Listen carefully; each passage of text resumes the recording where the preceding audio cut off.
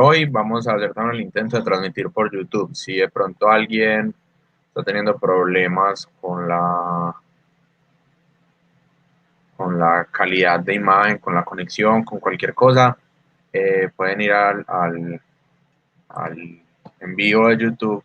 El link está en el chat. Creo que Cristian lo puso ahorita. Eso, ahí está. Y intentar verlo por ahí, a ver si de pronto.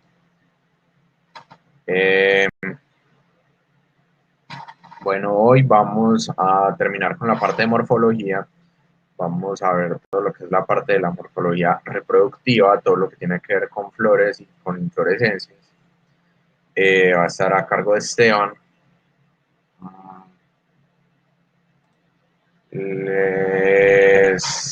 Bueno, les recuerdo un poquito la dinámica. No traten de no interrumpir la transmisión pues con audio, sino que preguntan en el chat, y si Cristian y yo podemos responderles por ahí, les respondemos por ahí, o les damos permiso de preguntar ya pues como en vivo. No sé. Bueno, ya llegó Esteban. Entonces los dejamos en manos de Esteban, que va a ser el encargado esta tarde. Buenas. Hola. ¿Cómo vamos? ¿Bien o qué? Melos. Buenas tardes a todos, muchachos. 32, me parece muy bien. Estamos grabando.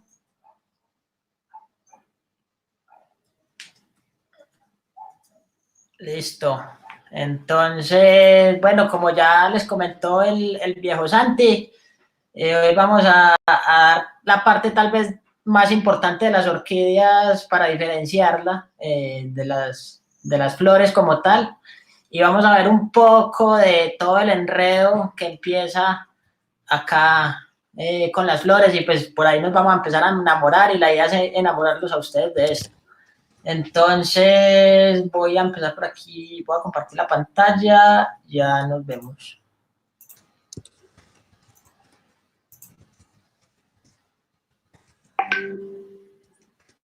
Ahí ya comparte. Sí, señor. Listo. Bueno, muchachos, entonces hoy, como ya les dijeron, entonces morfología floral de la familia Orquidiácea, vamos a tocar todos los temas que son inflorescencia, tipos de flores, modificaciones, y nos vamos a entrar un poquito más en los términos botánicos para interpretar de alguna manera lo que estamos viendo, y seamos capaces de describirlos más adelante en sus trabajos independientes. Entonces yo soy Esteban Domínguez, hago parte del grupo fundador del GEOC, del grupo de investigación Schultes, y ahí están los correos para si alguna información solicitan. Entonces empecemos con una morfología general de una flor general, digamos, para diferenciar en sí lo que es una orquídea o lo que es una flor de orquídea como tal. Y aquí vemos en rosadito lo que es la corola, lo que muchos llaman corola, que es la composición de pétalos, y en verde la parte del pedúnculo como tal, que es lo que sostiene todas las flores, o el pedicelo, que más adelante les explicaré, y el cáliz, que es donde están los sépalos, la composición de los sépalos.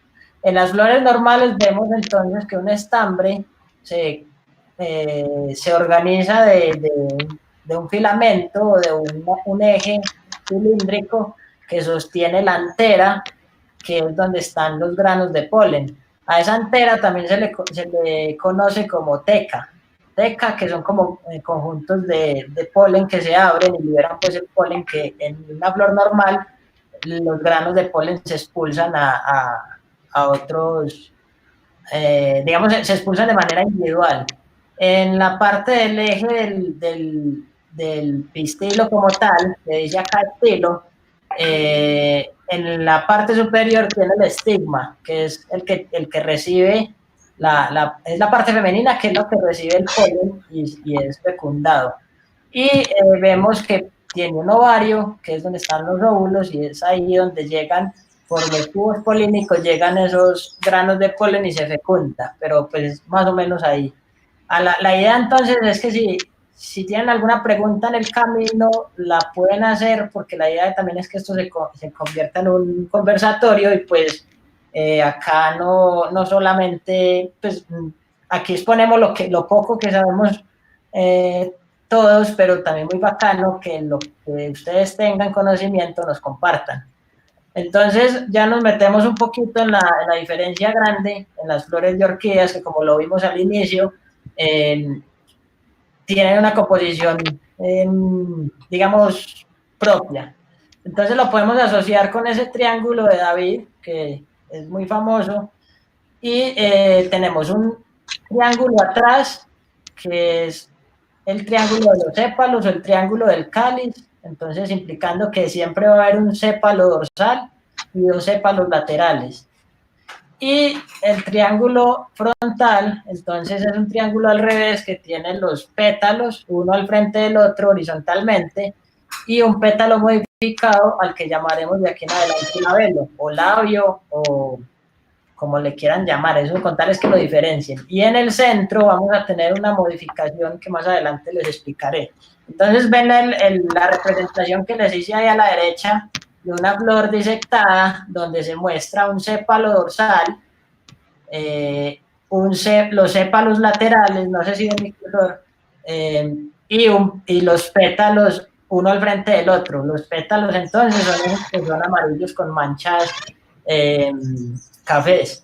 Digamos que todas las flores de orquídeas tienen esa misma composición, absolutamente todas, pero tienen diferencias cuando se van soldando entre ellas, van habiendo combinaciones y eso hace que nos lleve a identificar géneros, especies, llevar a esa diferenciación como tal. Entonces, esto es lo que yo les pido, el gran favor, que estudien mucho, porque de aquí en adelante nos basaremos en esta composición como tal. Entonces, esto nos lleva a esta otra parte, que es la parte tal vez más modificada de las orquídeas, que es lo que se conoce como una columna o un gimnostemio, en otros términos. Y esa es la fusión de lo que anteriormente vimos como el estambre y el pistilo como tal. Entonces hay una fusión donde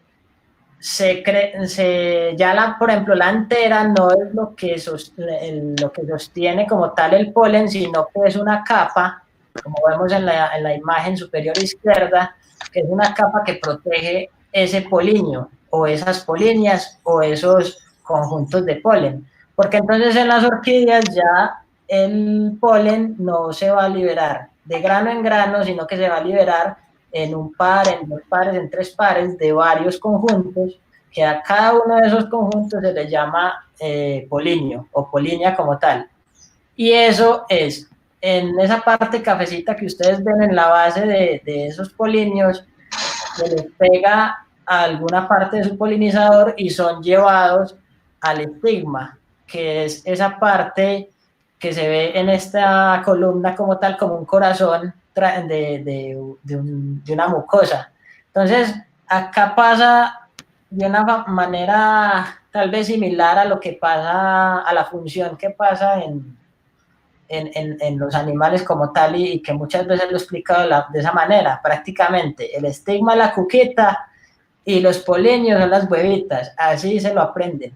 Con eso tienen y con eso los interpretan para ustedes, que no se recuerden del nombre, no importa. Acuérdense que los nombres siempre son nombres humanos que le pusimos a las formas de los organismos, pero hay que identificarlos de alguna manera y de ahí en adelante buscarlos. Entonces, ahí también vemos una parte que es el ovario, que es la parte que sostiene la flor como tal. La flor no, que sostiene las partes de la flor. Ese ovario es un solo lóculo, o sea, un solo espacio. Algunas presentan 3 lóculos, pero eso ya son casos excepcionales. Y el clinandrio, que lo vemos al lado superior derecho, tiene como unos pelitos. El clinandrio entonces es lo que ahí puede hacer mimetismo en esta flor, pero sirve como para proteger esa parte delantera.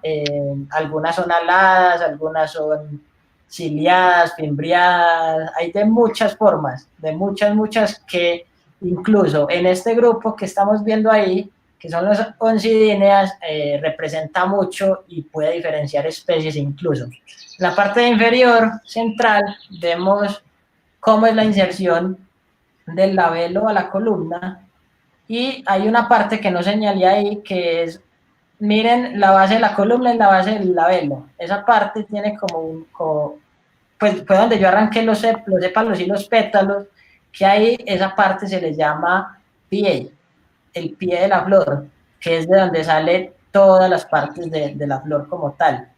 Sin embargo, esto es algo generalizado, hay que tenerlo muy en cuenta, porque acuérdense que en orquídeas todo puede pasar, y más adelante vamos a ver que algunas partes como el labelo y los pétalos y los sépalos salen de la columna, más allá de la columna, o se unen directamente con otras partes que no son, digamos, similares. Entonces esta es la misma presentación del encuentro número 1 de nosotros, donde en la parte superior izquierda mostramos lo que es una flor normal. Entonces ahí tenemos varios filamentos. En la mitad, ese que es bífido en la mitad, es el que contiene el estigma, que es la parte femenina. Y los otros 6 son las anteras, los estambres como tal, y ustedes ven ahí que libera el polen.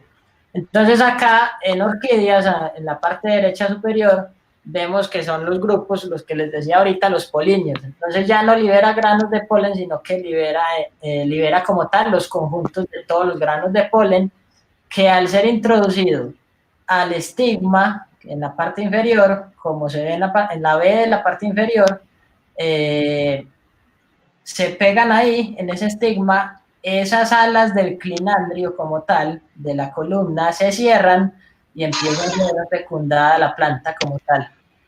De pronto, si tienen alguna pregunta acerca de eso, pues acá no.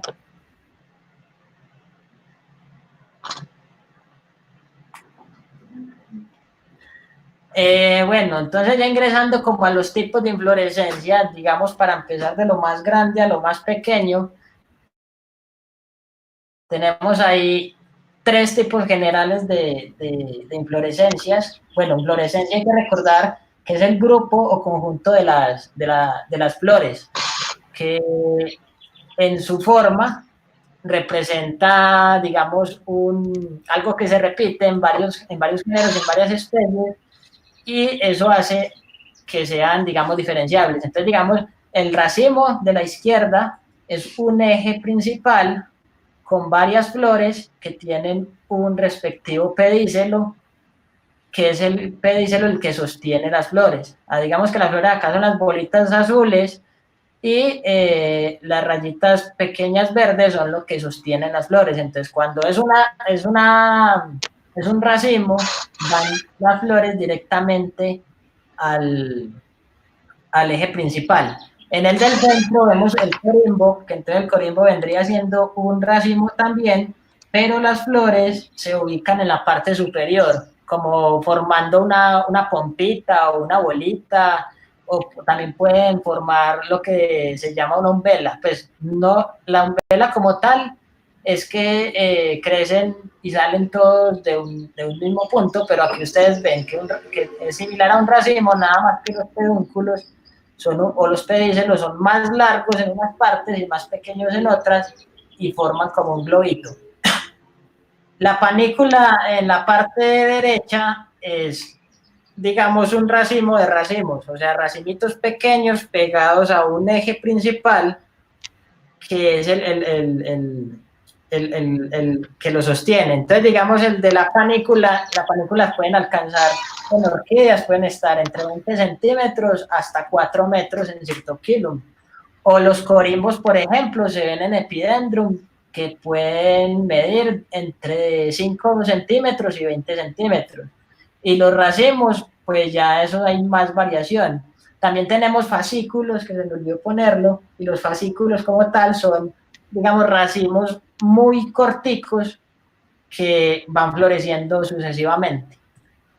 Entonces aquí tenemos una de las muestras, entonces el racimo, perdón, les puse ahí racimo de racimos, esto está mal, pero bueno, es el racimo como tal, lo vamos a ver en la mayoría de especies de orquídeas del neotrópico o en la mayoría de orquídeas por decir, y se ve, por ejemplo, ahí en esa odontoglosa una mano derecha, que son varias flores pegadas de un solo eje. En la panícula, este sí es el verdadero racimo de racimos. Vemos entonces en la foto y en la ilustración que es un eje principal con otros ejes pequeños que reparten ahí las flores. Digamos que en el Cryptophyllum medias de la izquierda hay algunas variaciones porque no en todas sacan racimos de 3 o 4 flores, sino que también puede sacar una y eso nos lo hace confuso. Pero eso es lo que hay que manejar la malicia indígena y tener estos términos muy claros para poder empezar a diferenciar y a determinar orquídeas de aquí en adelante. Recuerden que son muchas, que las tenemos que agrupar de alguna manera para poderlas medio entender. A esto es lo que les decía, el corimbo, que es un racimo con cara de umbela, que se cree umbela, hágase de cuenta una sombrilla, incluso creo que es análogo a eso, se ve mucho en este tipo de epidendrum. Se ve mucho en este tipo de epidendrum y acá la disposición de las flores hacen que se vea como una pompita. Entonces ustedes miran que ahí sigue, el epidendrum como tal sigue floreciendo, tiene flores muy pequeñitas y sigue floreciendo de ahí en adelante. A eso es lo que se le llama sucesivo. Entonces, un poquito de términos que ojalá estudien, porque sé que de aquí van a salir con un montón de preguntas, es cómo es una inflorescencia normal, pues o digamos lo más general en orquídeas, la tenemos ilustrada a la derecha, que es donde está el eje principal, pero ese eje principal se parte en dos. La parte basal hasta la primera flor es el pedúnculo como tal. Y la hoja que protege ese pedúnculo en la base puede ser una bráctea, puede ser una espata, que como en los anturios se le llama espata a lo que protege el espádice. Acá puede llamarse espata también en el grupo de catleyas, escomburquias y varias cositas de eso. De la primera flor hasta la última flor ya se le va a llamar raquis y al eje principal. Y de ahí para adelante entonces empiezan en la diferencia de color, por ejemplo, la bracteola, que es una hoja modificada que protege cada base de cada flor o cada base del pedicelo, que sería el término análogo al pedúnculo. Que entonces el pedicelo es el que va a sostener la flor como tal. El verde claro que ustedes están viendo ahí es el ovario, que entonces iría sostenido sobre el pedicelo y el ovario sostiene como tal las flores. Entonces, esto hay que tenerlo muy claro porque todo esto es lo que va a variar en todas las orquídeas de aquí en adelante y con esto lo vamos a diferenciar de alguna u otra manera.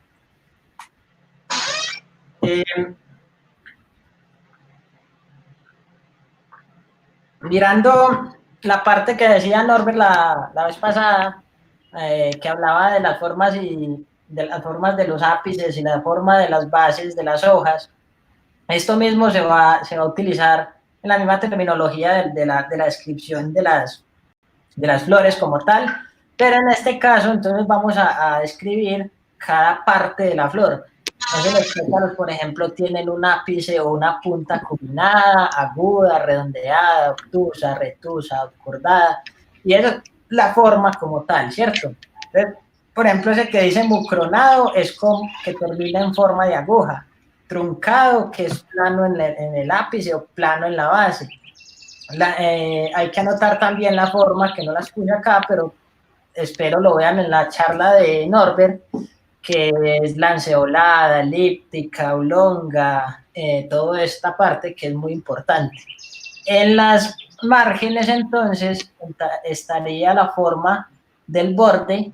Entonces, si es entero, si es irregular, si es cerrado, si es cerrulado, que son los dientes más pequeños, si es crenado, si es ondulado, si es lobado. Y la parte inferior que ustedes ven ahí, entonces son las márgenes, ¿cómo son? ¿Revolutas o involutas? Revolutas es cuando están hacia la zona de afuera enrolladitas, y si están a la zona de adentro con respecto a la flor, son involutas. Entonces es muy importante toda esa parte que se la vayan memorizando de alguna manera, pero esto se hace más que todo describiendo cada uno desde sus casas a lo que tengan a la mano, y uno visualmente se va acostumbrando. Las modificaciones generales son breves, un poquito complejas por los términos, pero uno se va acordando. Entonces, la generalidad como tal en orquídeas son las partes libres, o sea que todas las partes salen del pie, que es lo que les mostré anteriormente. Y esos pues, solo salen de ahí, no tienen ninguna soldadura o ninguna unión con otras partes del perianto como tal, pero por ejemplo en el de la mitad es connado. Connado son las partes similares, o sea, sépalo con sépalo, pétalo con pétalo, y a eso se le da un prefijo de gamo o sin sépalo, sin pétalo. No significa que, pues separado diría que es ausencia, pero cuando se une ese prefijo, creo que es latín, se usa para decir que son los sépalos unidos o los pétalos unidos. O en otro caso se diría adnado, como lo vemos a la parte derecha, que es una forma muy común en Epidendrum y que en efecto se reconoce en las Epidendrum, porque el labelo siempre sale de la columna y no del pie. Digamos que está soldado a la columna. Entonces, como es una parte diferente que se une a otra parte diferente, se le llama adnado. Connado, partes iguales. Partes iguales no, partes similares. Partes diferentes, adnado. Entonces, eso esperemos esté claro. Ojalá estén anotando, porque lo que no se anota se olvida y después da pereza ver 2 horas de intervención. Las modificaciones, entonces, ahora sí que empieza la fiesta, que empieza el mierdero. Vienen formas complicadas, formas locas, formas hermosas, que es lo que nos hacen enamorar cada día de las orquídeas y despejar la mente. Y empecemos por la más dura. Lo más duro son las estanjopíneas, que es góngora, estanjopea, embrea, un montón de cosas que tienen en su mayoría esa conformación del labelo, la ven muy complicada. Entonces aquí ya se habla de hipoquilo, epiquilo, mesoquilo, que más adelante les hablaremos de eso cuando lleguemos a esa parte de estanjopea, pero que vayan teniendo claro eso, y que es muy, muy, muy importante describir cada una de esas modificaciones, porque por ejemplo en la góngora, si la recuerdan, es la de la tarea número 2, el número 1 no recuerdo, es la que tiene un montón de cositas y que por ejemplo los pétalos están muy pequeñitos sobre la flor y que están adnados a la base de la columna, por ejemplo, y que tienen ese montón de formas diferentes en el labelo, los sépalos se doblegan. Y bueno, acá también aparece algo, que las flores en góngora, por ejemplo, son no resupinadas. Entonces, lo resupinado es una curva, una torsión en el ovario de 180 grados que permite que la flor, en la disposición que caiga el racimo o la inflorescencia, el labelo quede normalmente. Lo que pasa es que quede en la parte inferior. Entonces, lo que no es resupinado es digamos, las flores normales, que más adelante van a entender cuando les hablamos de la parte de cladística. Esa parte, digamos, en estas flores queda arriba el labelo. Entonces no se preocupen, no va a ser diferente, sino que va a ser la misma composición que les mostré anteriormente. Entonces, más modificaciones. Pleurotalis es un género que puede pasar 1200 especies según el género que usted aplique o según el criterio que usted aplique. Entonces ahí vemos diferentes plantas con ramicables, con tallos, con un montón de cosas, con hojas diferentes y con flores muy diferentes que hacen parte del mismo género incluso, o que han sido segregadas del mismo género. Entonces ahí ven, por ejemplo, que dentro del mismo género incluso hay o habían variaciones en los sépalos, en unos sueltos o en otros sin sépalo o gamosépalo. Muchachos, ¿ustedes me ven cuando señalo con el cursor? Sí, sí se ve. Sí. Listo. Entonces vean. Entonces aquí ustedes ven la parte izquierda inferior que están los sépalos separados y por ejemplo acá están unidos. Eso hace que, digamos, ahora se reconozcan bajo otros géneros o bajo otras secciones o bajo otros subgéneros o un montón de cosas que vamos a ir aprendiendo con despacio de aquí en adelante. Por ejemplo, ven este clinandrio de la izquierda de la columna de la flor amarilla, que es un clinandrio alado, y eso puede implicar en la polinización. Y por ejemplo, vean el de la derecha, que también es alado, pero es más tenue que el de la izquierda. Eso es una variación que en Pleurotalis es importantísimo, o en todas las pleurotalidíneas como tal, es importantísimo para la identificación de especies como tal. El número de flores por inflorescencia. Por ejemplo, este de acá se puede hablar de un racimo corto o de un fascículo alargado, poco denso, también se puede hablar. Las bracteolas, mírenla ahí en la izquierda, que es unas pequeñas hojitas modificadas que acompañan cada flor y así las protegen antes de salir. Y la bráctea, que es la que acompaña la inflorescencia.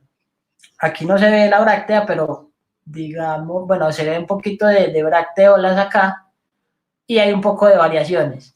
También tienen que tener en cuenta que los indumentos, las formas de la textura, si son arrugaditas, si son papilosas, ciliadas, hay un montón de términos que se acomodan mucho a eso que uno dice, pero, mano, yo miro esta vuelta de una forma, pero no sé cómo se dice, que más adelante les vamos a ir compartiendo. Entonces, es eso. También vamos a tener en otro tipo de orquídeas partes libres, como se ve en esta prostequea de la izquierda, que todos los sépalos y pétalos son libres, pero el labelo es adnado. Recuerden del término adnado, que no tiene nada que ver entre partes similares sino diferentes, que es el labelo adnado a la columna. Entonces acá, por ejemplo, estas alitas que tiene esto acá al lado de la columna no son parte de la columna, sino que son los lóbulos laterales que ustedes ven en la parte inferior que abrazan la columna. Entonces es una cosa loca que empieza uno a mirar y prácticamente la forma de esas alas, la forma del lóbulo central, la forma de cada parte van a indicar una especie, un género o cualquier modificación que usted lo haga dudar, aunque en algunos géneros, como lepantes, hay muchas variaciones morfológicas, hay que tener mucho cuidado a la hora de dar un criterio de identificación.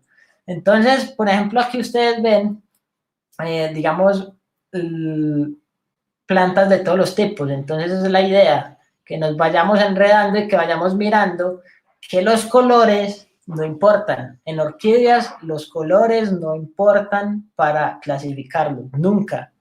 Pueden haber, por ejemplo, esta enciclia cordígera de la derecha puede ser morada labelo, puede ser blanca totalmente la flor y va a ser la misma cosa, simplemente por la morfología, porque variaciones en una camada, en unos hijos de una familia, digamos, de una familia, de una familia no, una especie se reproduce y en una camada saca muchos colores con la misma forma. Claro, son hermanitas, pero entonces son muy diferentes en el color y si le diéramos un nombre a eso nos volveríamos más locos de lo que estamos. Entonces es una cosa muy compleja. También tenemos modificaciones en varias partes. Aquí vamos a ver lo que son en Masdevallia, que es de la derecha, Masdevallia racemosa.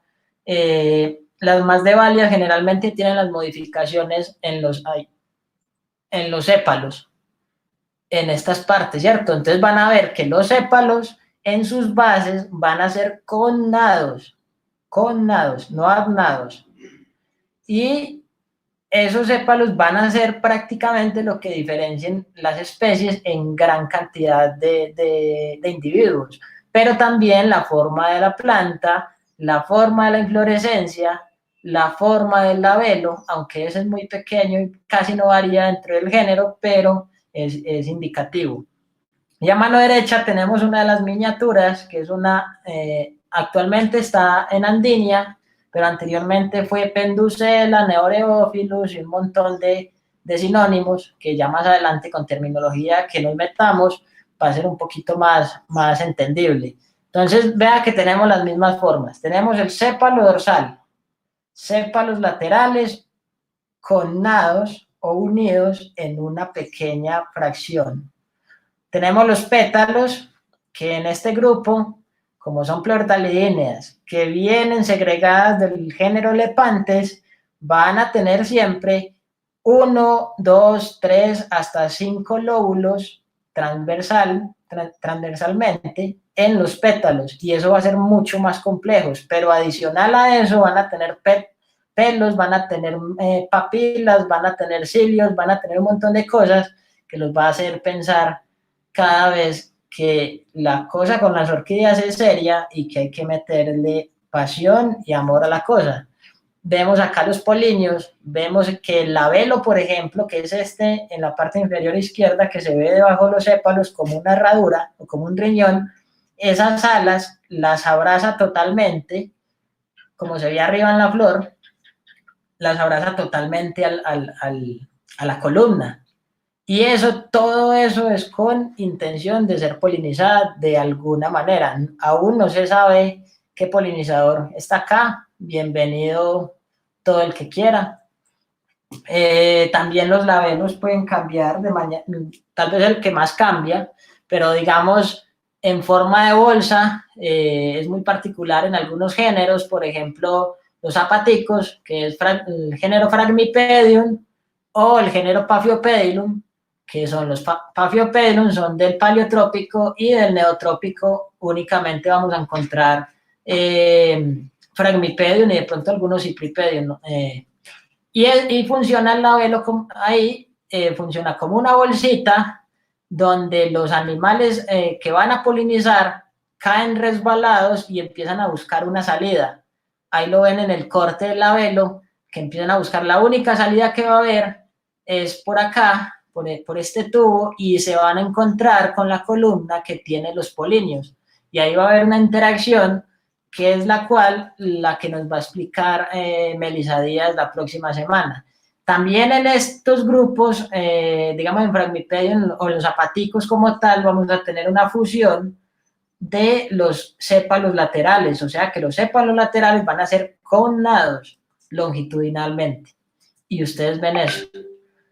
En la parte inferior derecha vamos a ver el género Coriantes, que es uno de los grupos más locos de orquídeas, que tiene una polinización también hermosa, que más adelante seguramente vamos a ver, y funciona de manera análoga a la que les comenté, y es que el animal se resbala acá, a esto está lleno de un líquido pegajoso que la misma flor va segregando, y los obliga a que no sean capaces de volar y empiecen a salir por acá, por este tubo, que es donde se van a encontrar directamente con la columna.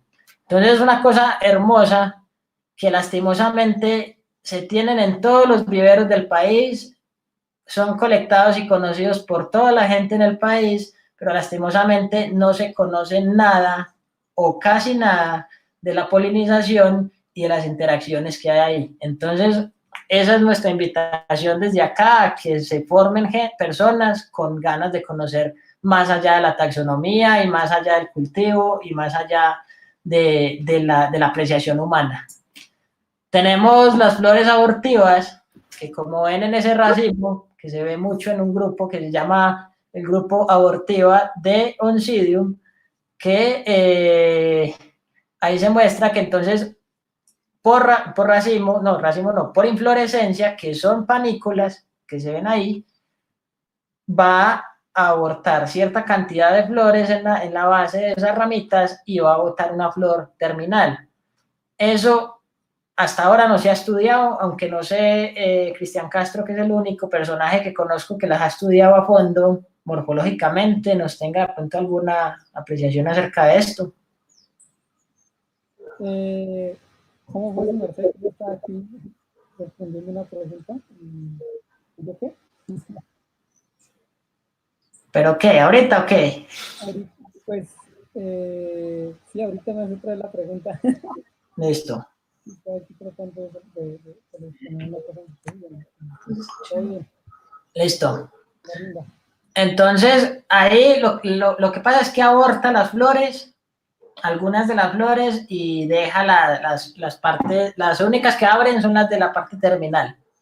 Y eso prácticamente, esta especie que ven a mano derecha, Oncidium adelaidae, es prácticamente una malecita del neotrópico que vemos en Colombia por todos los pueblos, que se caen al suelo y que incluso pegan en cualquier lado.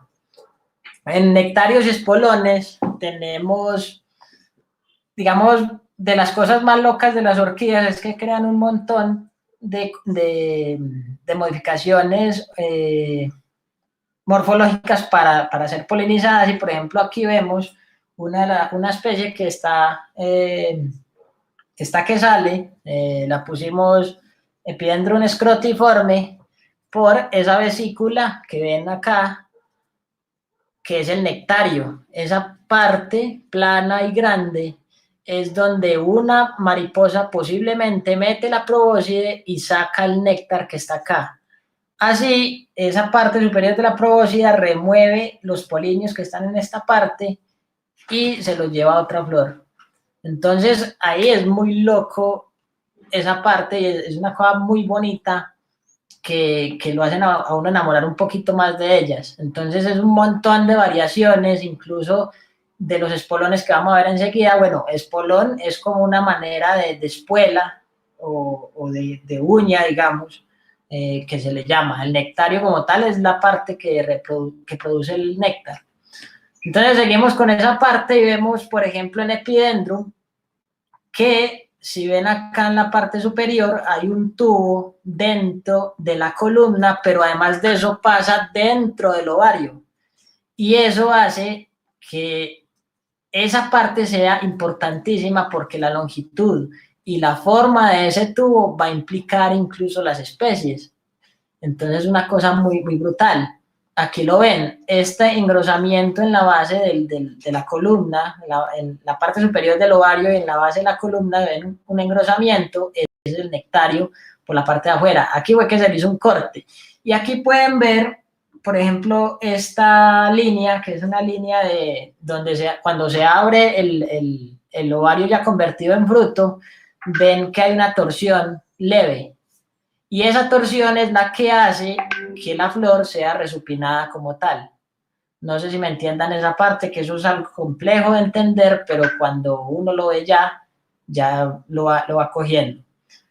Miramos en esta flor, en esta Comparetia speciosa, vamos a ver un espolón muy largo que tiene algunas gotas de néctar ahí y que va a ser igualmente polinizada por un huequito que tiene acá, en esta parte de acá, y se mete ahí la probóscide del animal, que es la que vemos a mano derecha inferior, superior, que es la lengua, digamos, por decir así, de las mariposas, que se mete allá y es removido y así polinizado la especie.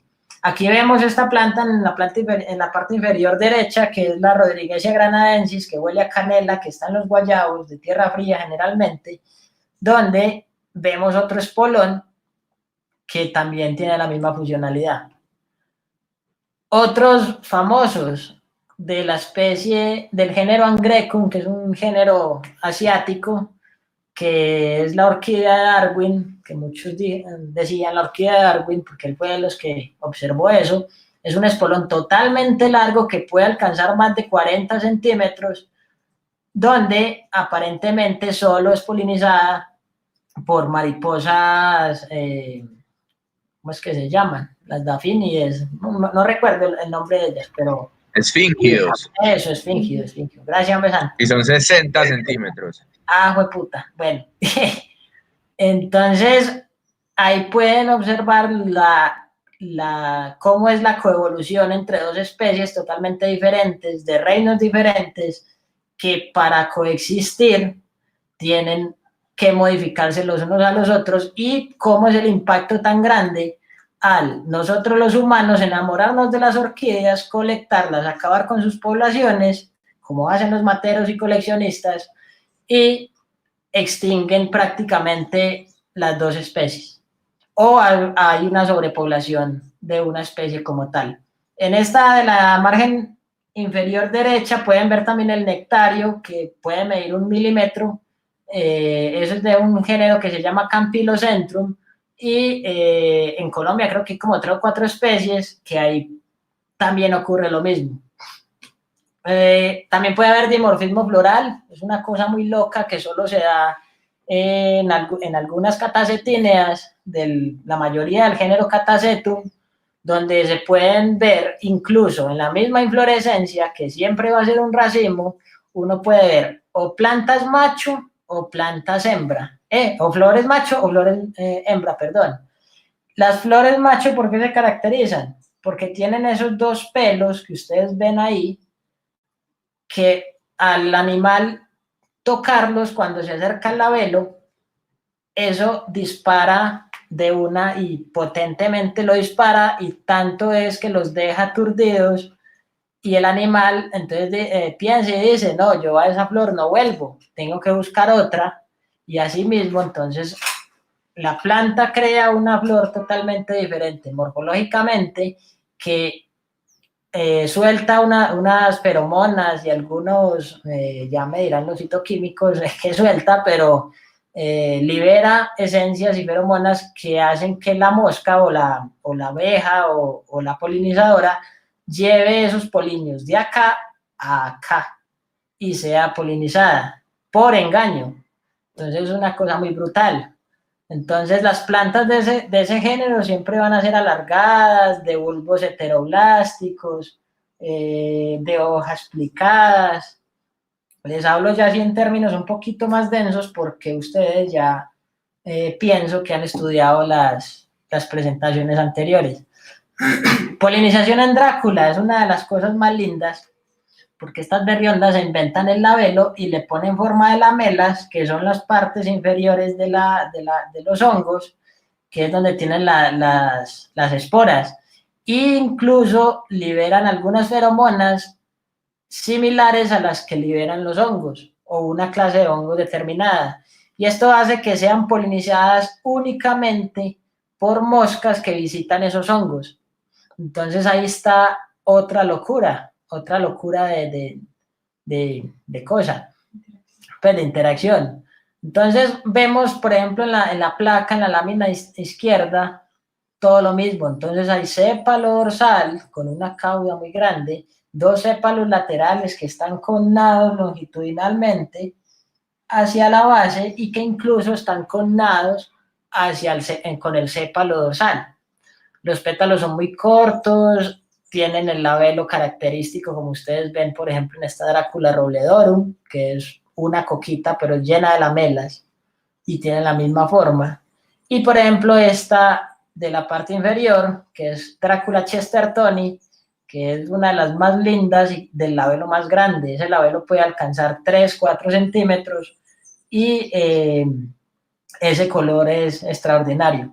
También ven que los sépalos, por ejemplo, tienen unos pelos o unas estructuras cilíndricas que se prolongan a partir de ellos, y a eso se le llama cauda. Son caudados. Y esa parte diferencia toda la parte más de Valia, de Drácula y de algunos otros géneros afines a pleurothalidinas. La polinización en lepantes tal vez para mí es una de las más locas, una de las más hermosas, y es como, pues y para mí es de las más evolucionadas, digamos, en el sentido amplio, y es que estas pequeñitas, porque son flores que miden entre 3 milímetros hasta máximo 2 centímetros, máximo, tienen en la parte, bueno, pues más bien miren esta parte de Lepantes aguirrey, tiene un sépalo dorsal, sépalos laterales, esos sépalos pueden variar, pueden tener pelos, pueden tener papilas, pueden tener verrugas, pueden no tener nada, pueden ser de un color, pueden ser de otro, pueden tener 3, 4, 5 nervaduras, los pétalos varían, por ejemplo, estos pétalos tienen 3 lóbulos, los labelos generalmente, va a ocurrir lo mismo que en las andinias, que son 2 láminas que están conectadas y que abrazan completamente la columna. Pero además de eso, tienen esta estructura que se va en la parte superior izquierda, que es un apéndice. Y ese apéndice se cree hasta ahora, porque solo se conocen como 10 o 15 casos de polinización entre las 1000 especies de lepantes que hay en el neotrópico, que son polinizados aparentemente por una especie por una especie de lepantes o una especie de ciáride, que es un mosquito, que se siente completamente engañado. El man llega, por feromonas, llega, mira la flor, se parcha, se pone a parear y deja su bolsa de esperma ahí en la flor.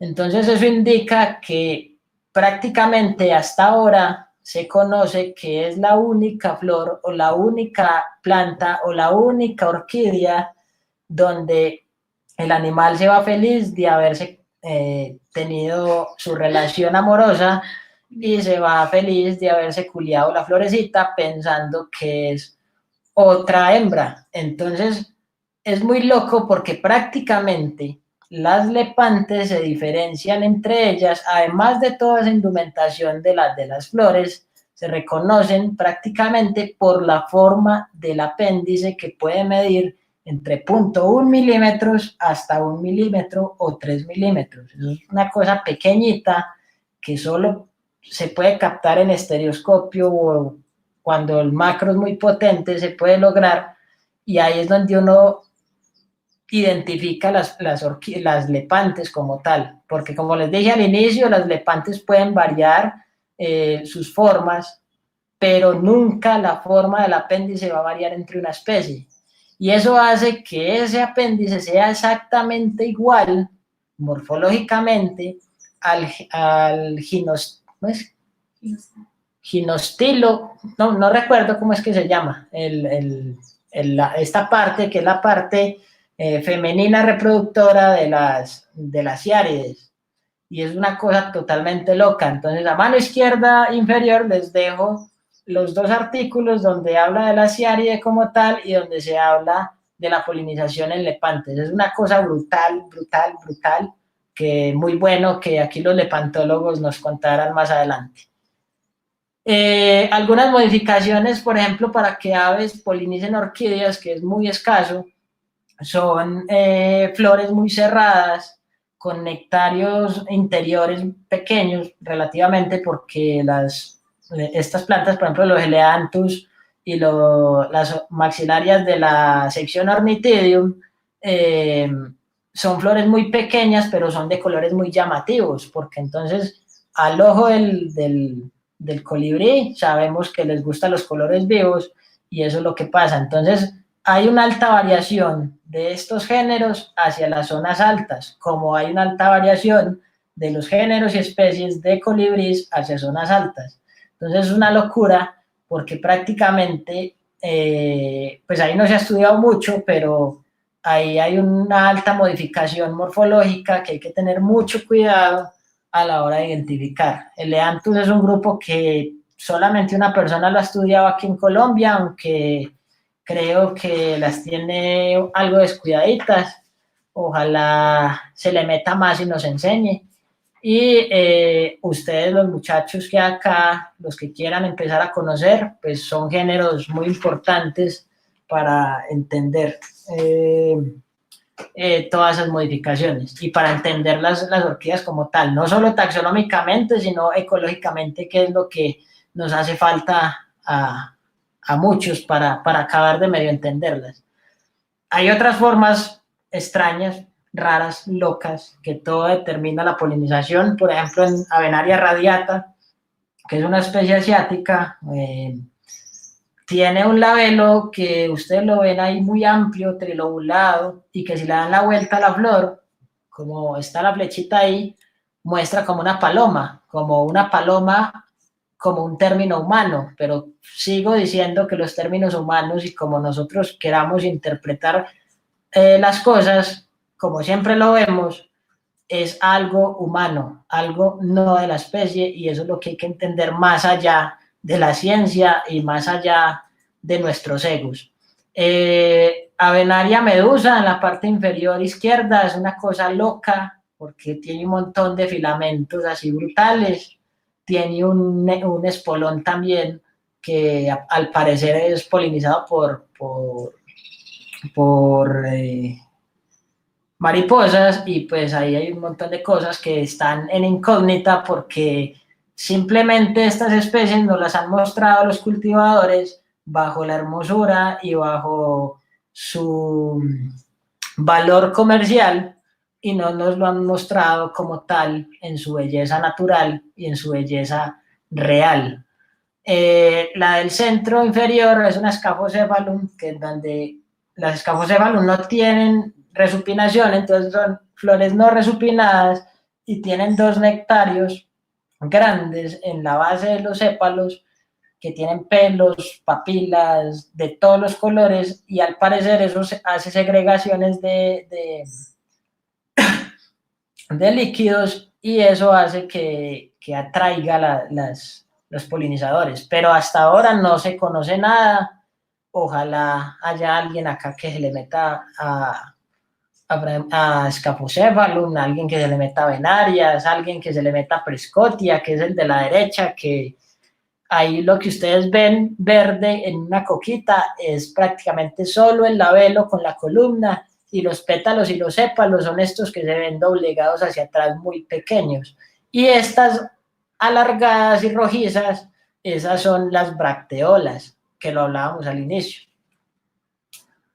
Entonces, tenemos otras cosas más extrañas todavía. Incluso ustedes ven estas dos fotos de la izquierda, que son Porroglossum muscosum. Una tiene el labelo abierto y otra tiene el labelo cerrado. Hace un tiempo para acá, con un amigo que estudia anatomía vegetal, estuvimos tratando de mirar esa parte, pero pues lastimosamente el profe lo retiraron de la universidad y no pudimos hacer la investigación, pero lo que creemos es que la base de ese labelo que se ve ahí abierto y cerrado tenga células oclusivas que son las mismas que tienen, digamos que tiene células similares a las células oclusivas de los estomas, que son los que permiten la respiración y fototranspiración de las plantas. Entonces funciona prácticamente que unas células alternas se hidraten, y cuando se hidraten, el labelo se abre, y cuando esas células se deshidraten por una señal química que la dan ciertos pelos en el labelo se deshidrate la base y se suba. Entonces es muy loco porque el mosquito prácticamente llega al labelo, y pasa lo mismo que pasa en las carnívoras, que no me acuerdo el nombre, que apenas toca la hoja se cierra. Entonces es lo mismo, el animal se pega directamente contra la columna y hace que remueva los polinios, y de esa misma manera en otra flor los va a pegar. Pero si el animal no se queda quieto, el animal muere en esa parte. Entonces es muy loco porque una vez ves esas matas en el monte y los mosquitos ahí muertos pegaditos de la columna y del estigma, pero por necios pues, porque no se fueron o no se quedaron quietos. En Phragmipedium lindeni, por ejemplo, a mano derecha vemos que tiene unos pétalos y un labelo que no es una bolsa, como pasa en todos los Phragmipedium, en todos los zapaticos, que son muy largos. Eso aún no se sabe para qué es. El único estudio que se conoce es el que nos va a presentar Melissa Díaz la próxima semana, donde se hablará de ciertas estructuras con carbohidratos en los pétalos que atraen a polinizadores.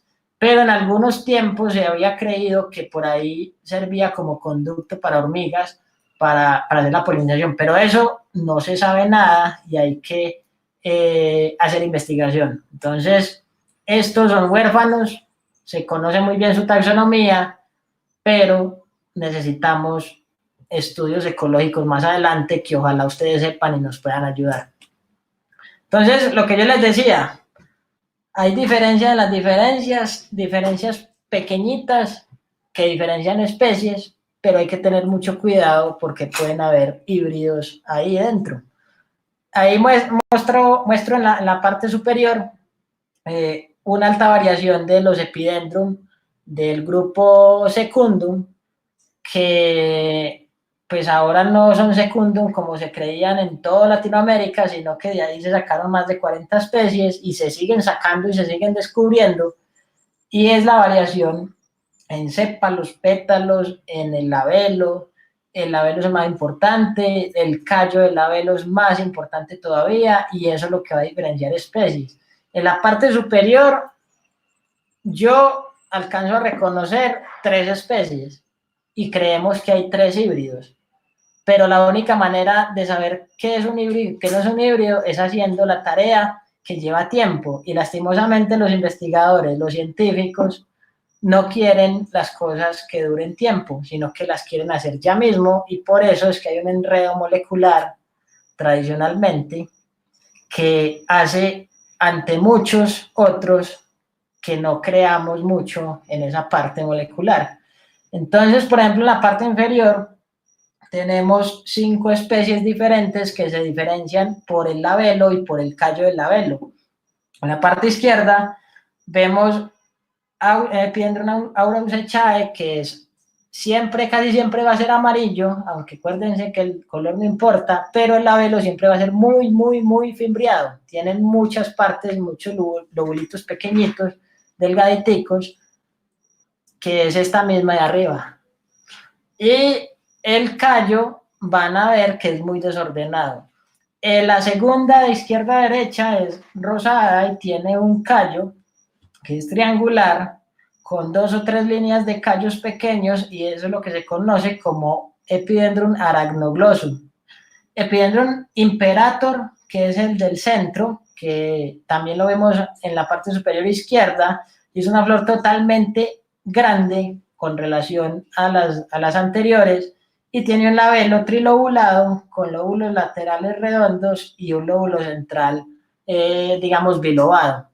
Entonces, hay una apreciación, por ejemplo, entre las 3 flores superiores de la parte derecha, que creemos que la Aureus-echae, que es la amarilla, esta amarilla, con la Imperator, que es la derecha, hayan producido un híbrido que pueda ser potencialmente esta. Pero entonces, ¿cómo es la única forma de saberlo? Con el tiempo que les digo que nadie le mete. Eso hay que reproducirlo in vitro, hacer el cruce, reproducir in vitro y ver qué sale. Ahí les dejo la tarea a los amigos que quieran meterse a eso. Tenemos Epidendrum schistochilum, que siempre va a ser blanco, generalmente blanco, y va a medir más de 2 a 3 metros la planta, y Epidendrum macrocarpum, que como su nombre lo dice, macro grande y carpum flor, van a ser flores mucho más grandes con un labelo trilobulado, y va a tener un callo que va a ser diferenciable si lo buscan en Google, por ejemplo, que les ayuda mucho, o en otras páginas que les daré a continuación. De esto es lo que les hablaba. Entonces, para que ustedes empiecen a estudiar, para que empiecen a entretenerse, es las páginas para entender un poquito de orquídeas y es prácticamente las siguientes. Tenemos bases de datos importantísimas como Trópicos, que es donde vamos a encontrar toda la parte taxonómica, donde nos va a hablar cómo fueron llamados, cómo están siendo llamados, cómo se diferencian, dónde fueron publicadas. Vamos a tener el catálogo de plantas y líquenes de Colombia, que es por la Universidad Nacional, aunque en orquídeas hay que tener mucho cuidado porque hasta ahora no está bien curado, entonces no es muy confiable. La enciclopedia virtual de Orquídea Especies, o ISOPE, también se encuentra en Google, tiene gran cantidad de las especies de orquídeas del mundo. Hay algunas equivocaciones, pero para mí es de las más confiables que existe, y pues tiene foto, habla generalidades, los países donde se encuentran, la altura, y así eso lo hace a uno medio determinar si lo que uno tiene en cuestión es algo que está ahí o no. La revista Lancasteriana es para mí la más buena ahora en orquideología mundial y más latinoamericana. Se puede publicar en español y en inglés, y hay una serie de artículos muy brutales de todos los duros últimamente que han trabajado. La revista Orquideología,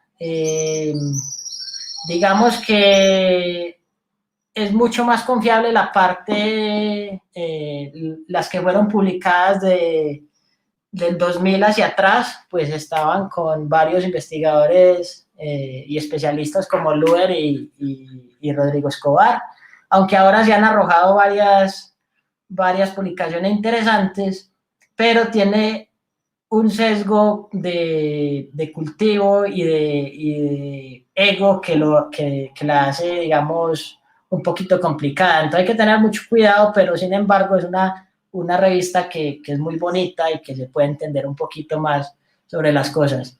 Tenemos las publicaciones de Iconos Pleurotalidinium, del Missouri Botanical Garden, que también es análogo a la página de Trópicos, y ahí pueden entender muchas de las monografías y de los tratamientos taxonómicos que se tienen sobre grupos de miniaturas.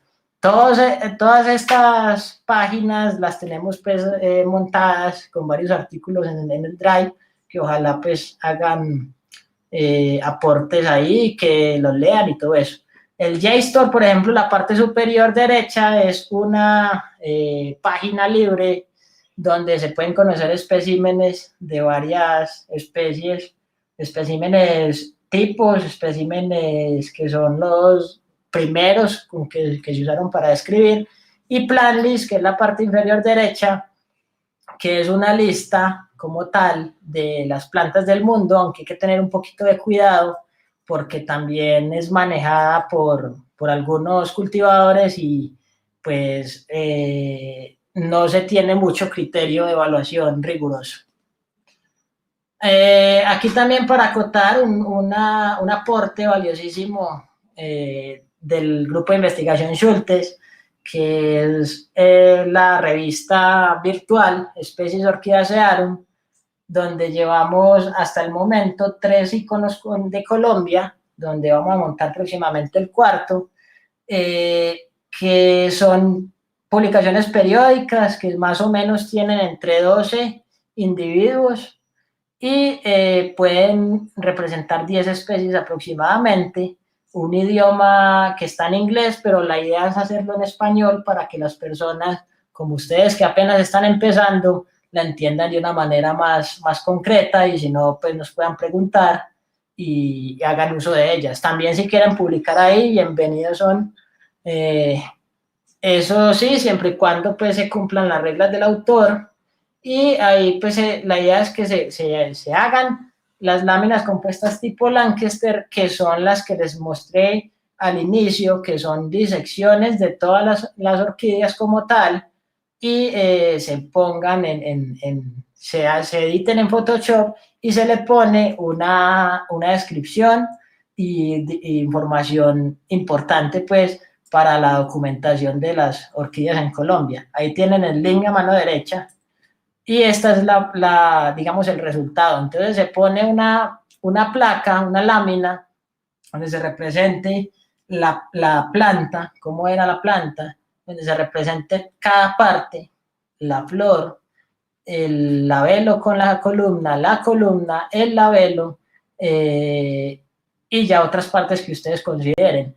Y un texto donde se dé la descripción, una discusión y el holotipo, los paratipos, que ya más adelante también les concretaremos qué es.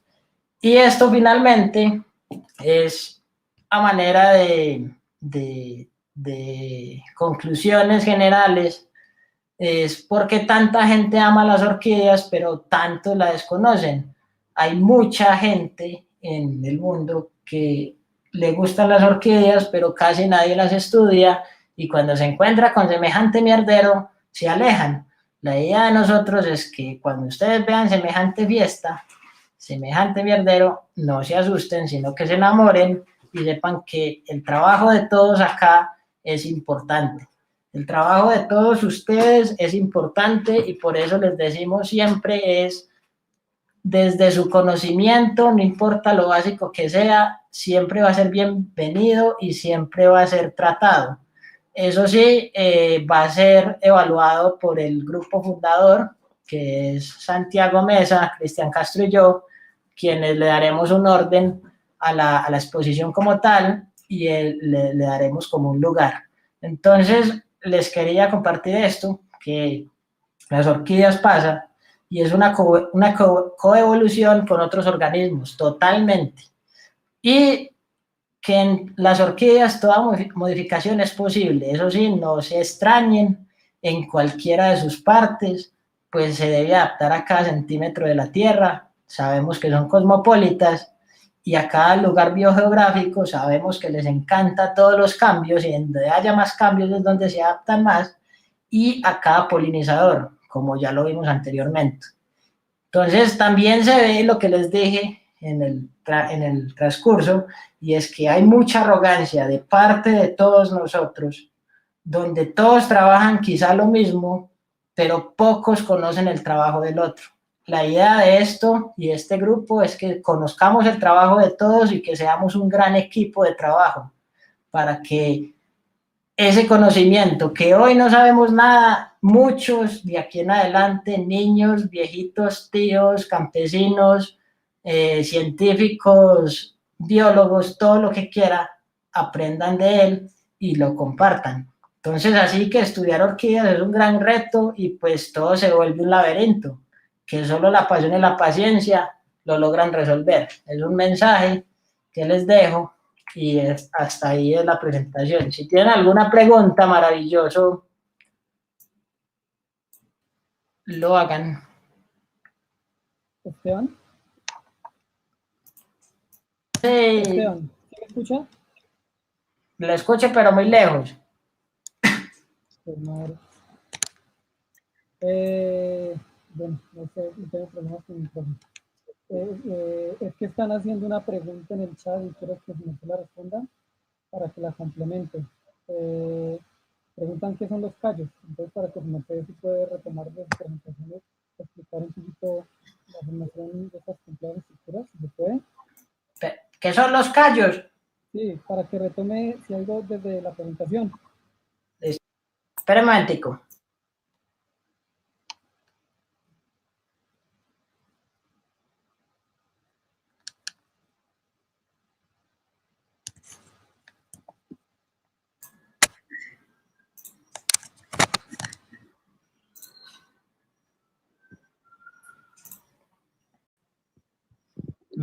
¿Sí me escuchó? Ahora sí lo oigo. Listo. Eso, que retome desde su presentación eso ahí para que pueda responder. Entonces, los callos, se me pasó, qué pena, son una modificación, generalmente se dan en el labelo, y son prolongaciones, digamos, prolongaciones prominentes que determinan las especies. Digamos, acá es el callo, 1, 2, 3, 4, 5. 5 callos longitudinales o 5 crestas que forman el callo. ¿Está bien así o...? Prácticamente el callo le sirve a la planta como tal, no solo de identificación, sino que eso forma la interacción con el polinizador a la hora de acercarse. Entonces puede que libere aromas, puede que simule algunas partes o algunos organismos diferentes, puede ocurrir cualquier cosa ahí. Y en la mayoría de grupos del neotrópico aparecen esos callos. ¿Está bien así? Yo quería hacer una aclaración. ¡Mande, Mili! Que pues en cuanto al labelo, el labelo también, pues en las orquídeas, pues, o sea, también tienen quillas. O sea, no son solamente callos, sino también tiene quillas. Y la diferencia entre los dos es el engrosamiento y quizás la longitud. Casi siempre, por ejemplo, en Epidendrum, los callos tienden a ser redondeados y pues mucho más gruesos que las quillas. Y las quillas o costillas, pues como también las llaman, son casi más alargadas, más delgadas y menos potentes. Eso era. Mili, ¿son menos qué?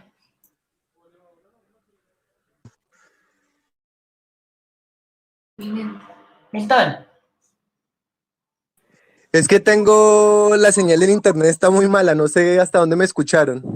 Hasta la última parte. Muy prominentes. ¿Cómo? ¿Cómo la vuelta?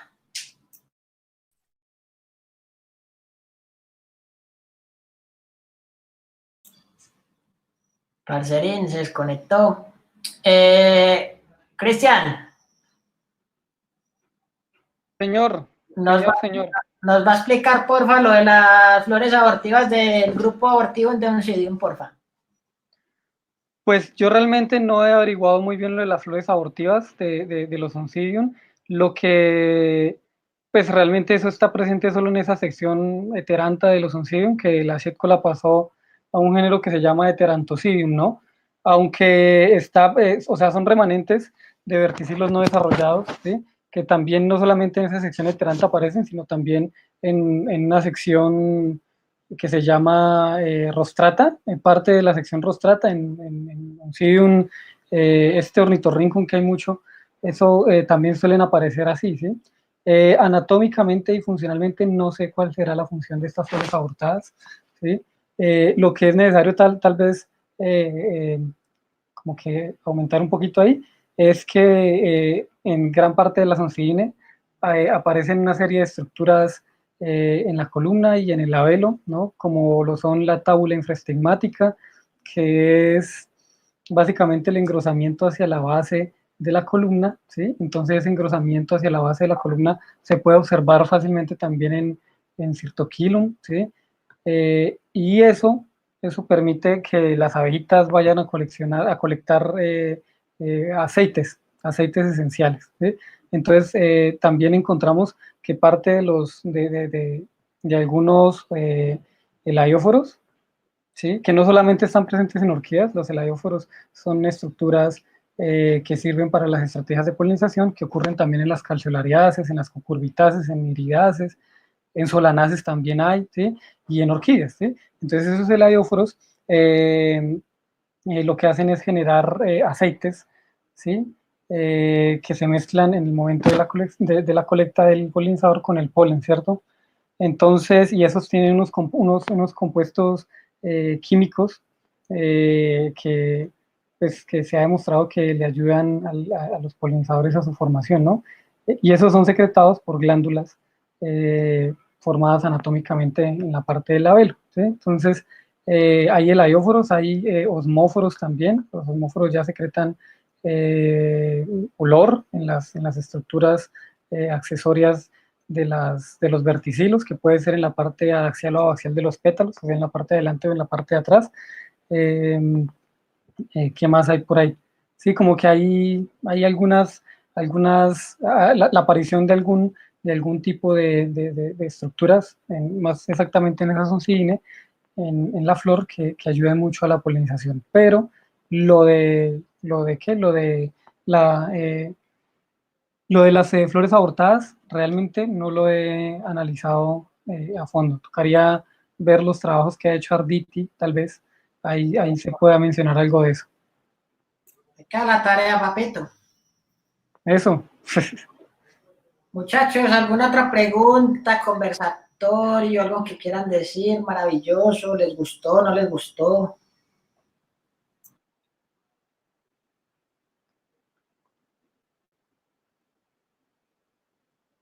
Sugerencias, reclamos, quejas, el buzón de mensajes.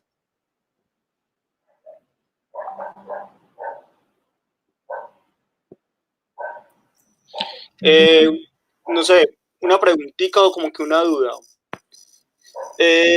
Esta como pseudocópula por moscas no ocurre también como en Stelis y en algunos Preurotalis.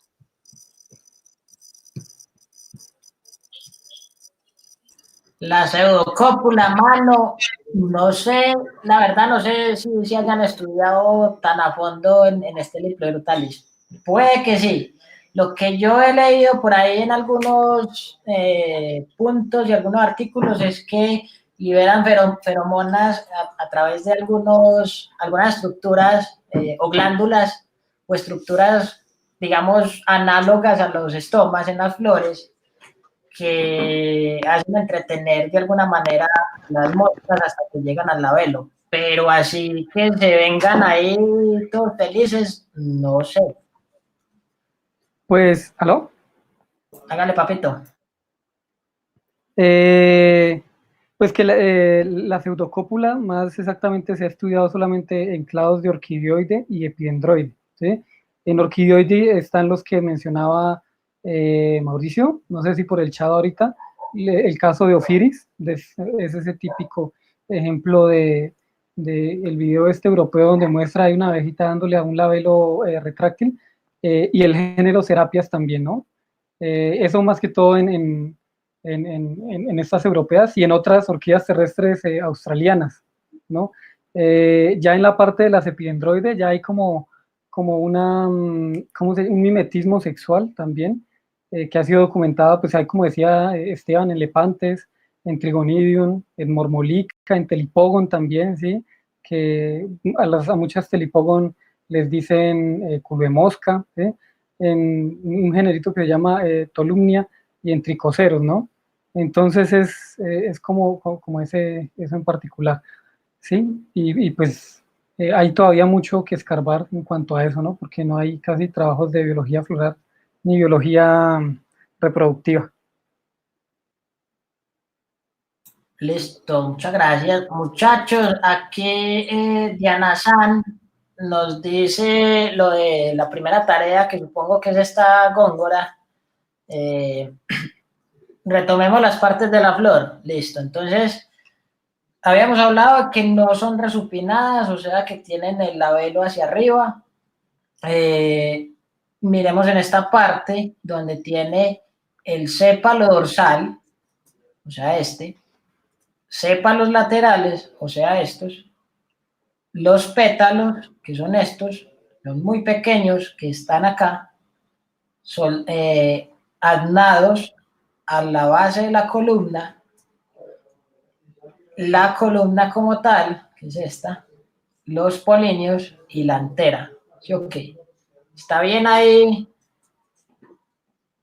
Bueno, Judy nos dice que los términos rostelo y visidium, ¿a qué se refieren exactamente?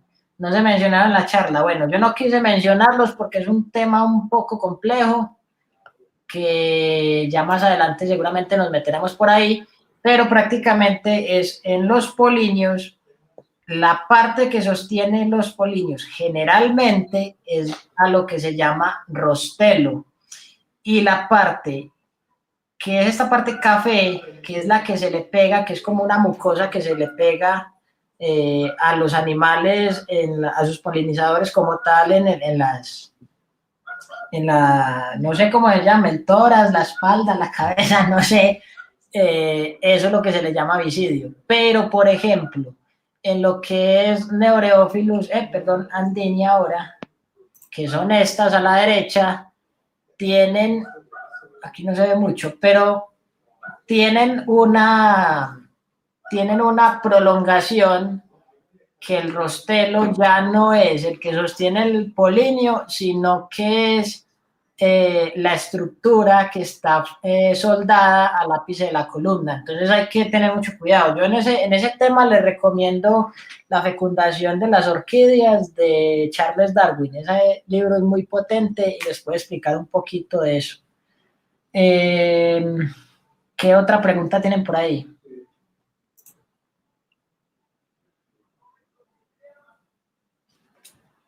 Los colores de las flores, aparte de lo que nos decían de los colibríes, les gustaban fuera de los colores vivos, ¿qué otras motivaciones pueden tener?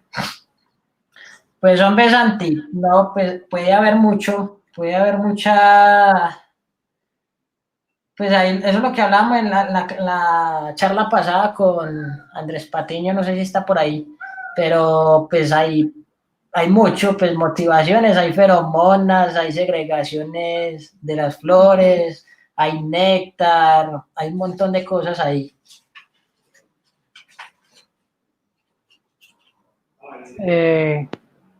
Faltó ahí lo del visidio, Esteban.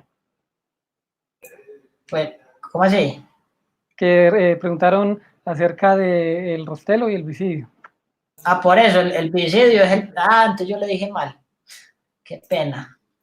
No, el rostelo entonces es lo que lo sostiene y el visidio es la peguita que adhiere el polinio al animal. Y ahí agregar que eso está, por ahí por el chat a veces preguntaban, eso está formado por elastobicina, que es una sustancia pegajosa que en los polinios, especialmente en las caudículas, está contenido, ¿no? Que es una sustancia elástica, ¿no? Entonces, pues esa sustancia elástica puede estar en el polinario orientado hacia la parte del visidio o cuando obtenemos esas caudículas alargadas, ¿sí? Entonces ahí también se puede observar, ¿sí? Más adelante podríamos aclarar y también profundizar en cuanto a, por ejemplo, los temas esos de tipos de polinarios, ¿sí? Los polinarios complejos y los polinarios sencillos, los que nomás tienen visidio, los que tienen caudícula, visidio y todo ese tipo, ¿cierto?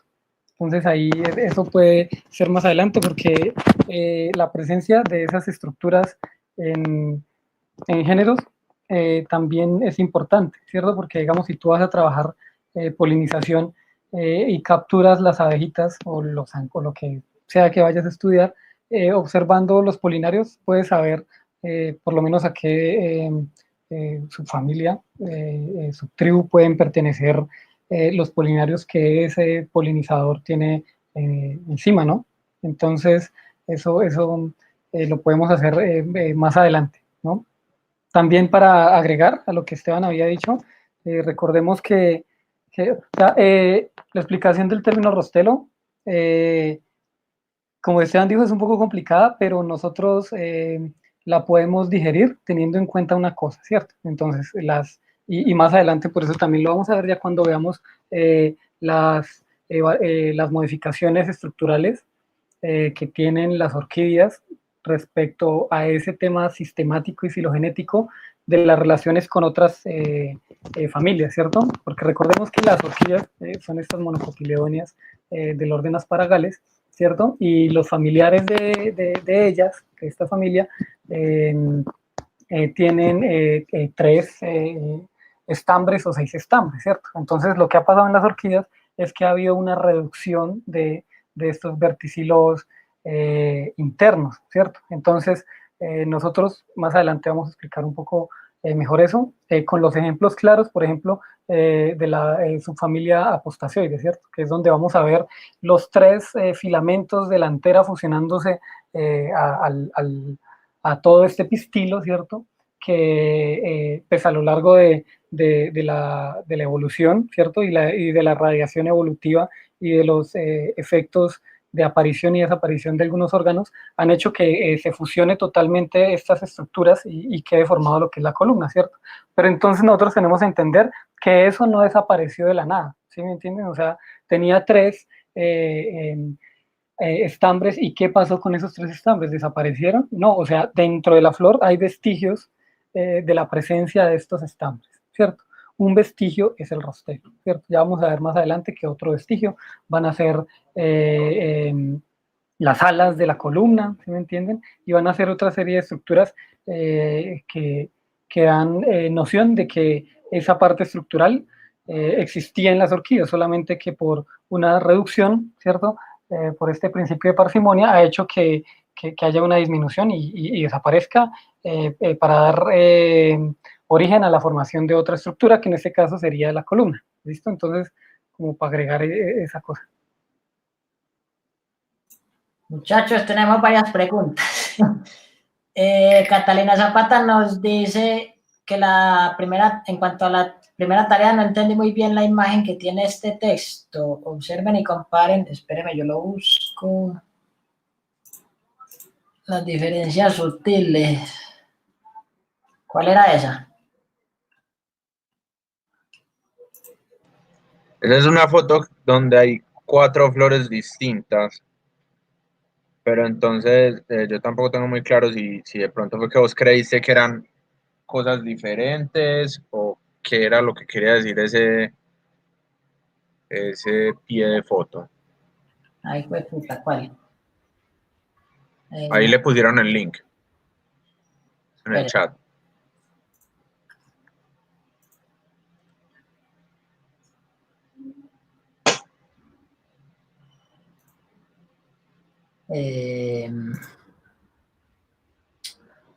Bueno. Bueno, no, que digamos que ese subgénero de Góngora, que ya Santi podría explicar mejor, digamos que hay unas diferencias muy pequeñitas en el labelo, que ustedes observan, por ejemplo, entre la A y la B, la base de ese labelo es más, digamos, tiene los lóbulos más redondos, otros como cuadrados, tiene la parte central ahí como un rectangulito pequeño, grueso, que en algunos es más grande, en algunos es más pequeño. Es el callo. Bueno, eso es el callo ahí, no sabía. Entonces, es como para mostrar que entre la A, la B, la C y la D, no solamente hay una sola especie, sino que hay varias. Aunque, si usted dice que no, no sé.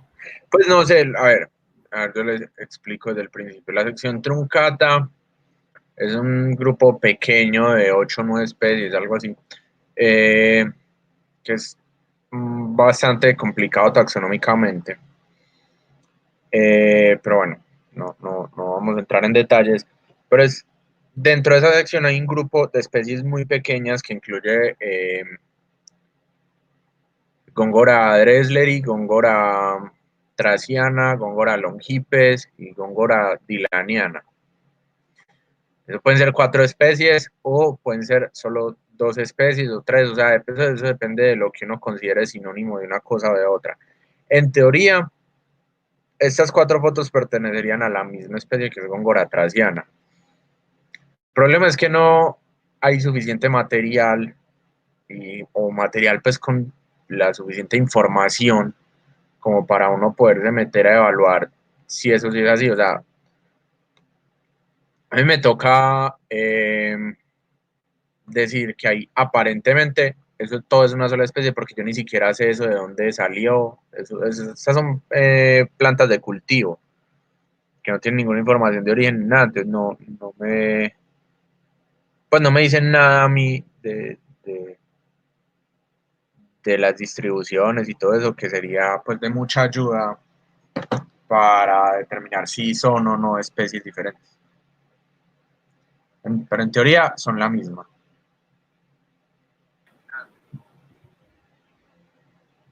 ¿Alguna otra pregunta, muchachos, por ahí? ¿Alguna apreciación?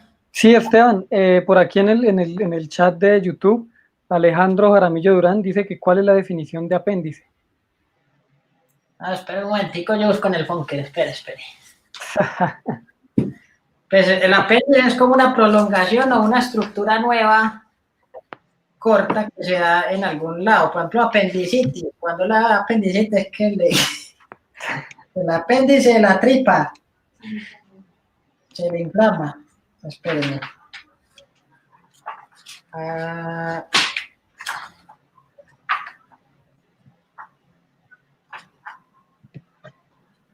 Parte saliente de un órgano o cuerpo vegetal, generalmente accesoria y de poca importancia.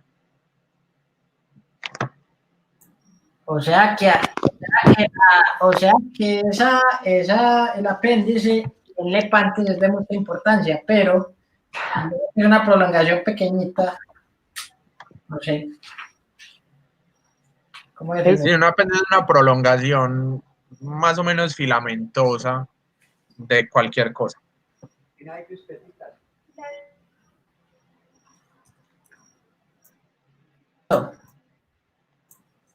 Entonces, ¿qué más preguntas de pronto? Apreciaciones, quejas, reclamos. No, eso, que... Ah, bueno, que también gracias a los que estuvieron ahí por YouTube, por ahí hubo unas personas que estaban ahí pendientes de eso y estaban mirando la vaina ahí por ese medio también. Eso no, y agradecerles también a todos los que estuvieron acá. Entre 8 días, recuerden entonces que no va a ser el miércoles nuestro encuentro en la tarde como ahí, sino que entonces el martes a las 10 de la mañana. A ver, espérame, yo miro el calendario.